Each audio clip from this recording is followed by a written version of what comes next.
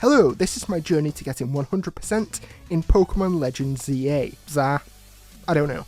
Let's get straight to it. I arrived in Lumios, Paris, learning about the development plan and immediately got robbed. So they're going for realism this time apparently. My new friend Tawny gives me a pig, Tepig, to take on the thieving Pancham, which goes down with ease. And when I say I get a pig, I mean the good kind, not a cop.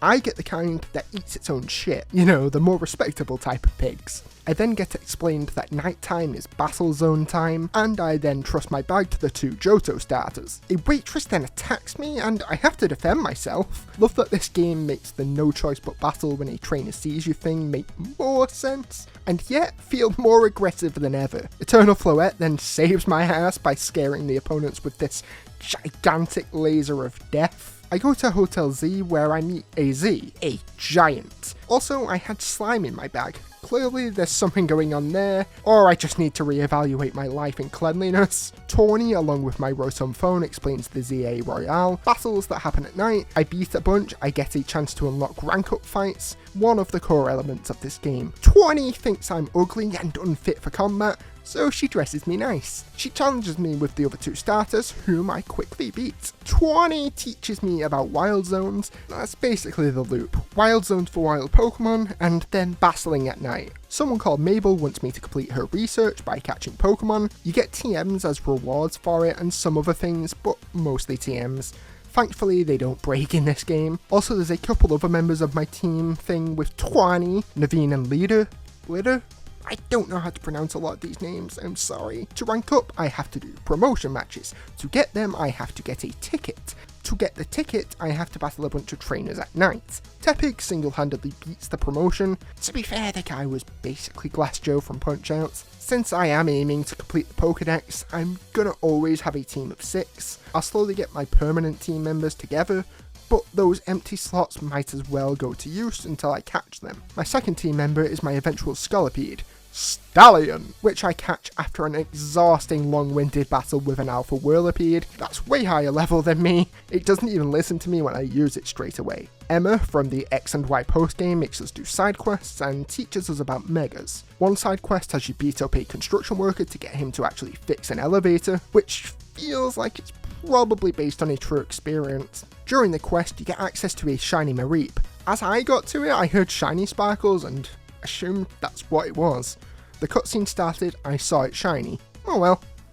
Then it ends, and apparently my first shiny in the game was a shiny Pidgey in front of the Mareep. I'm so glad I got footage of that because it just sounds like utter bullshit. My third team member was Bulbasaur. I called my Bulbasaur Smitty because he was number 1. Play the clip! It was his hat, Mr. Krabs! He was number 1!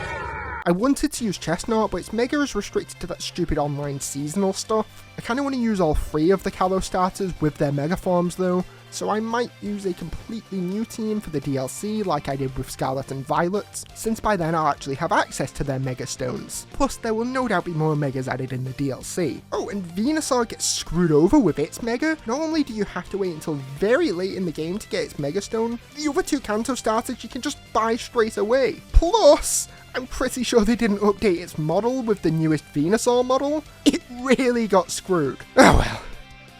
I used Mega Charizard X in Pokemon X and Mega Blastoise in Pokemon Y, so it still feels fitting to include Mega Venusaur on my team. Throughout the game I keep seeing a Zygarde cell. Also, the dog form of Zygarde leads me to my first Rogue Mega battle, Absol. Cool choice for the first one. I like Absol and I like its Mega. These Rogue Mega battles are basically the third big thing in the game alongside the Wild Zones and the Battle Zones. I won't be covering the story in much detail from this point on, since most of it is a loop of meeting new characters, Wild Zones, Battle Zones, promotion matches, and Mega Rogue battles. When I do meet new promotion match characters, they swap up the story, so each of them get a unique mission to help them stand out before I actually battle them. My 4th team member ends up being Drillbur, my eventual Excadrill, which I name Waka, which spelling wise I didn't know until this video is a name of a Paper Mario character.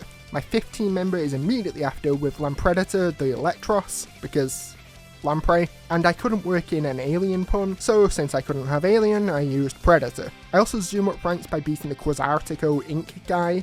Vinny in battle. I go from near the end of the alphabet all the way up to F. I buy my first Mega Stone for what will be my last team member, who I won't get until pretty much the end of the game. Yay! At some point the dog Zygarde fights me and a guy with a name I can't pronounce shows up. He tells me I have to defend the city. Please stop with all the letter names. I do a bunch more of the gameplay loop. I plow my way through the main story and most of the side quests whilst doing so. There's also a collectible called Colourful Screws. These are the main collectible in the sense of the ones you actually find. The Mega Stones are given for story reasons or buying them with Pokédollars or Mega Shards, but the screws are found around the world, mostly in roofs and scaffolding challenges, which is ridiculous, but I kinda love it. Also, thinking about it now, Pokemon are probably classed as the main collectible in this franchise, but I see them as creatures, so I don't like referring to them as that. A Pokemon's forever, not just for Christmas. The screws are helpful because you give them to a construction worker who will upgrade various things for you: money, EXP, Mega Shards, and so on. These upgrades are somehow in the physical form of a doll. I don't get how that works. They're helpful, and I recommend doing them, especially for grinding out Mega Shards. I did briefly try hunting a shiny Drampa as my final team member, but it's a nightmare because only one spawns, it doesn't always spawn, and it's only during the day.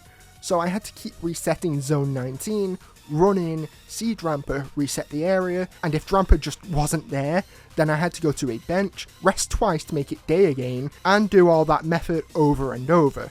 I found a shiny Audino, then Furfrou, and then a Kangaskhan. At that point, I decided to just use a non-shiny Drampa and continue the story. I love both versions of Drampa, but I've never gotten to use it, so I figured I might as well use the regular Drampa, and maybe use the shiny in another adventure. So, my last team member is Dangle the Drampa. It's an alpha, its neck dangles, and it reminds me of my granddad. Drampa in the Pokédex is described as when it's angry, it becomes very dangerous and it protects the kids that it cares for. My granddad was protective over me, and when he was angry he did some insane things, like dangling a man off a balcony because he owed him money. So that's the nickname connection. Drampa also isn't actually blood related to my character, if you can believe that or not, and neither was my granddad to me. Dated my grandma, but they were basically just roommates by the time I was born. But I was always his favourite grandchild, and that includes the blood related ones. So yeah, Dangle in honour of my granddad. The ending of the story is kind of insane. The tower just kind of becomes alive, and you have to team up with all the characters you met along the way in the game to form a path so you can get close to and save an endangered Twanny and Floette. But along this path is Mega Evos, and you and these characters stand side by side, taking them out, and it's so cool! Carpal has the standout moments for me here, both with him making a human ladder out of his grunts, and then himself since he's a true leader, and then him falling backwards with his arms spread as if he's sacrificing himself, when there's really no need to, and he's fine afterwards too. The guy's just insane. Then you work with goddamn Zygarde to take on the tower itself, which slowly lets you turn Zygarde into Mega Zygarde, and fight off the tower's nuke with Zygarde's nuke. It's ridiculous and epic. And despite the likely thousands dead, everyone's happy. Oh, and during the credits, they're just kind of like, fuck it, AZ dies after 3,000 years, now his role in life has been fulfilled. There isn't much mission-wise in the post-game. I have to do some rogue mega battle simulations, catch some newly discovered alphas, and then go after Xerneas and Yveltal. I think there was something seriously wrong with my Yveltal, because it didn't try doing anything for ages, and just let me throw ball after ball at it. Xerneas I caught in a single ball at full health. Mabel says something like, "You sure did it." No shit, Mabel. It was easy. The only other main quest listed for me at this point is the Infinite Battle Royale, which I'll get to in a moment. Trade evolution time. For trade evolutions I couldn't find as alphas, I used Austin John's post with link codes, where you basically put each Pokemon's dex number in twice to say you want to trade for the same mon. It's smart and easy to do quick. I do kind of care about my OG trainer ID, so I wish people didn't quit after the initial trade, and instead traded back our original Pokemon. Some do, but definitely not everyone unfortunately. I know that's not really the purpose of these trade codes, it's just to fill in the Pokedex. But I do wish people would trade back anyway. Most usually don't trade back in my personal experience, but some do. Thank you to those that wait to see if someone wants their mon back. Item holding ones are more annoying because it's easy to try a game with another Kadabra or Haunter, not so much with a Spritzy. To be fair, I could have waited for my friend. I I have friends. I definitely have friends. But I wanted to complete my decks quickly, so I just dealt with the risk/downside of it. Arguably the worst for me though was when I tried to trade to get Steelix. When I clicked to trade back for my original, the person selected it, showed it off, and then cancelled and quit. Also, one person tried trading me a Cypher without an item. I hate them. Remember to always check the details on the other person's Pokemon, because I got that person 2 times in a row. There's a great area near Quasartico. I cannot say that easily. Quasartico. There's a great area near Quasartico for grinding Mega Shards. The walls around the corner from it are covered in them. I get all the doll upgrades and Mega Stone purchases done around the same time. I found getting the screws easy. There was only a couple I went out of my way to actually look for. For completing the missions, if you just wait to get the game, then you could just transfer a bunch of the harder mons to get from Pokemon Home if you already have them there, though that won't do everything to get you the shiny charm as there's much more to do this time around. My most KOs I got in a battle zone at this point was 36. It could have easily been more on multiple occasions, but I did promotion matches in the middle of these to give myself some variety, so I didn't lose my sanity. The Infinite ZA Royale got so boring for me. All I was doing was promotion match and then battle zones. I used my super high level team to just burst through it all. I was aiming to do the promotion matches until the main objective icon disappeared. The other connecting aspect was Mabel's research request of winning so many battles, which for me at this point was to get 500, which is the 14th of those kind of missions. So, I had a lot of dread about there being a 15th of that type of request. That would be Win 1000, because why would it end at number 14? Doing the battle zones got to the point where I wasn't using bonus cards or taking item rewards from characters just to speed things up. The bonus cards felt completely unnecessary considering the sheer amount of battles I needed to do anyway. I just wanted to bash through as many enemies as possible, as fast as possible. For beating 15 Infinite ZA Royale trainers in a row, maybe total or maybe just playing them, but I beat 15 in a row anyway, so I'm just gonna go with that. I got Mega Eternal Floette. Also there's a moment that's like, no, 20, I'm your grandmother. I thought taking Floette to the AZ Hotel might do something. I did get to Battle L, but I don't think that's connected. I think you can do that just for beating the story and then going back there, but I might be wrong. After this, I get to take on Zygarde in an epic fight. Probably the best boss in the game for sheer entertainment, and it's a tough legendary. But this thing doesn't understand the power. The power of an old man protecting his grandson. Drampa goes toe-to-toe with the legend to protect me and the rest of my team at all costs, proving he had worth by joining the team even if it was near the end of the game, and that he's not useless just because he's old. I then obtain Zygarde due to it having respect for me. This is the last main quest in the game. After all of this, it's just clearing up some things. I have a good amount of Pokemon to evolve in my boxes to finish the decks, plus I do need to catch some additional EVs for its evolutions, and there's a few leftover side quests that I left because they were about using a solo Pokemon, and I figured I'd wait until I had a good amount of level up items. Oh, and I purposefully waited on a quest given to me by a very rude woman, demanding me to do her berry shopping for her, so I waited on hers out of pettiness and spite. Yes, I'm so petty and spiteful that I'm petty and spiteful to video game characters. I also decided to use a few of my level up items to level up the last batch of remaining levels on my team members, so they'd all be level 100. One of the remaining quests was just use Pikachu and another was just use Raichu, so I simply overleveled one Pikachu, did the Pikachu side quest, evolved it, and then did the Raichu one. I also beat up a young child's Tyrantrum because he was being a big meanie to his sister. But a quest I like was the Furfrou League because I had gotten a shiny earlier,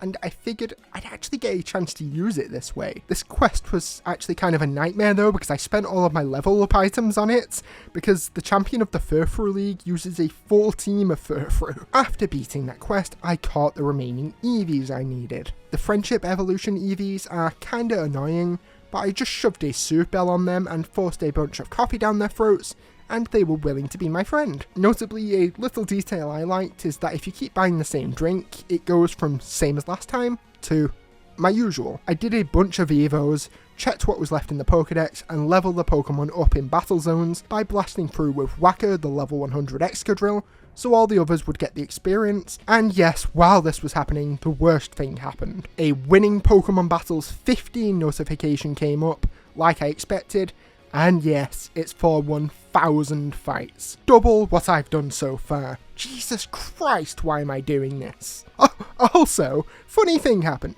Turns out the reason the screws were easy to hunt was because I wasn't done. My fault for skipping dialogue, but you don't need every screw for every upgrade. So when doing the battle zones, I found a screw, which meant for future battle zones I was still looking out for screws, and I did eventually find them all luckily, but it was much harder to find them all than I initially gave it credit for. What did I get for getting every screw? I get a big plushie in my room that does nothing. So yeah, I guess kind of like all plushies. But I don't even go to my room in this game, so I won't even see it again.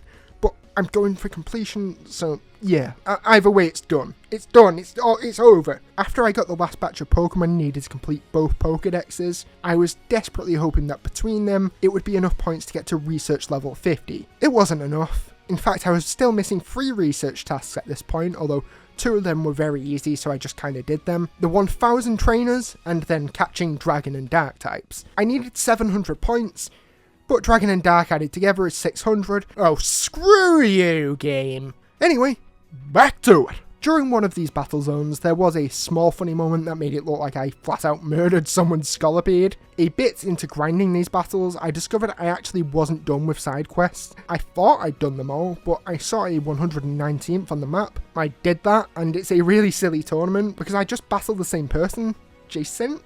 I don't know how to pronounce her name, I'm sorry. And I just battle her over and over and over and over, and actually, yeah, it's just 4 times I battle her. The most trainers I beat in a single battle zone when actually trying and not doing promotion matches in the middle was 48. I don't know what's considered the optimal path or Pokemon for this. I just kind of wandered around with Excadrill, and I thought I was getting them done relatively fast. But eventually, after hours of monotonous gameplay, I got it. I got the shiny charm. Oh, also I did get Greninja's Megastone, but that's DLC since you don't need it for the Megadex to be seen as completed. But when getting it, it does still appear in the Megadex. That's it! The game is done! I got all 230 Pokemon.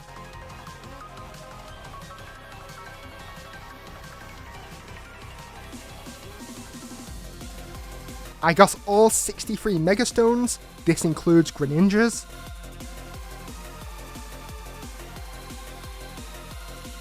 I did all 42 main quests in the game, I did all 119 side quests, I did all of Mabel's research, I got all 100 colourful screws, I 100%ed the game. It took me about 4 days of pretty much non-stop playing when I was awake, and dreaming about it when I was asleep. So, what do I do now? What do you mean? Now we can finally play the game. Oh yeah. Thank you all so much for watching me take on this Herculean challenge. The speed at which I did this I think is faster than I've 100%ed anything game-wise. Well, at least anything with this level of content. I enjoyed my time with this game, and I hope they keep the combat style for future Legends games, and just keep evolving it and making it more and more satisfying. Please consider liking, commenting, subscribing, it all helps a lot. Oh, and there's also those hype points. I don't really understand what they do, but I imagine they help, so please consider using some of them too. But yeah, it would all help, especially for a smaller channel like mine. Anyway, that's all for now, and until next time, bye I guess.